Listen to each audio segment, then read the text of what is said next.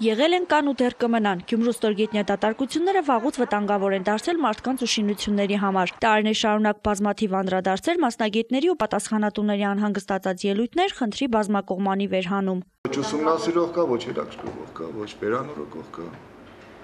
Ում տան տագը փլվավին կդի մտածի։ Սովորաբար բերեն աղբքը լսնենք փագին ու ավելի վատ։ Հարցը կա, վտանգ կա, փլուզումներ շատ են եղել, մինչև հիմա մարդիկ նույնիսկ դրա դիմաց ոչինչ չեն ստացել։ Այս ամենի արդյունքում սայլը տեղից փոքրինչ շարժվեց, մայրաքաղաքում որոշեցին խնդրին ծանոթանալ, դեռ ծանոթանալ։ Խնդրել են գա, մեզ օգնեն, մեր գեոֆիզիկայի ինստիտուտի, մեր մասնագետների, մարզպետարանի, քաղաքապետարանի, ակադեմիայի ընկերները նայեն, առաջարկություն անեն, ինչ ենք անելու։ Հայաստանի վարչապետի հրամանն էր, նրա հանձնարարականով հատուկ հանձնաժողով էր ստեղծվել, որ մեր քաղաքի ստորգետնյա բացվածքներն ուսումնասիրեն եւ վերականգնման ուղիներ որոնեն։ Եկան, տեսան, գնացին։ Ուսումնասիրության արդյունքում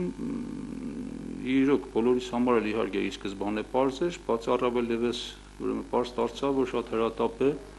այդ քարիզների ցանցի ուսումնասիրությունը հետագա միջոցառումներ իրականացնելու համար։ Խնդրի լուծման համար քայլեր ձեռնարկելը հրատապ է, բայց երբ խոսքը ֆինանսական միջոցներին է հասնում, հրատապությունը երկրորդ պլան է մղվում։ Երկրաֆիզիկայի ինստիտուտի մասնագետները նախագիծ են ներկայացրել, որ քարիզների հետազոտման համար առնվազն 130 միլիոն դրամ է հարկավոր։ Ընդհանուր առմամբ պետք է հետազոտվի քաղաքի ստորգետնյա հատվածի 2/3-ը։ Ֆինանսների նախարարությունը ֆինանսական հատկացումների մասին տեղեկացվել է։ Պարզվում է, սակայն տեղեկանալը արդյունքի չի բերի։ 2011-13 թվականների պետական բյուջեում այս նպատակին հատկացումներ չեն նախատեսվում։ Ֆինանսների նախարարությունը առաջարկում է կառավարությանը, առաջարկել էր կառավարությանը,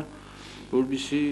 դիտարկվի կամ քննարկվի ընդհանրապես այդ աշխատանքների իրականացումը տեղական ինքնակառավարման մարմինների, այսինքն Գյումրու քաղաքապետարանի միջոցների հաշվին։ Կառավարությունը գումար չունի, մտածում է քաղաքապետարանն է հարստացել, քաղաքապետարանն էլ զարմանում է, կառավարությունից անհապաղ լուծում պահանջող խնդրի համար գումար է խնդրում, խնդրագիրը գնում գալիս, կրկին իրենց վրա է մնում հարց լուծելու պարտականությունը։ Մարզպետարան, քաղաքապետարան, կառավարություն, կրկին քաղաքապետարան։ Այս եռանկյունում, ավելի ճիշտ քառանկյունում քարիզների ուսումնասիրության հարցն անգամ չի ստացվում լուծել։ Էլ ու մնաց գործնական աշխատանքներ իրականացնելը։ Այնիշ քարիզները վաղուց խցանվել, քայքայվել ու շարքից դուրս են եկել։ Գրունտային ջրերն էլ բարձրացել ու վտանգում են շինությունների սեյսմոկայունությունը։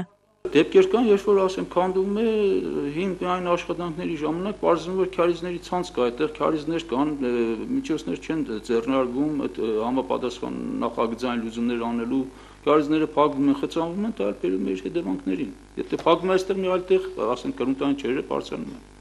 Ու քանի գումարներ չկան, վերգետնյա Գյումրուց ստորգետնյա Գյումրիում հայտնվելու հավանականությունը օրստորեն մեծանում է։ Ավելի պարզ ասենք, փոսերի կողքից զգույշ անցեք, ոտքերի տակ ամուր հող չունեք։ Արաքս Կիրակոսյան, Արակ Յուրեղյան, Ազդարար։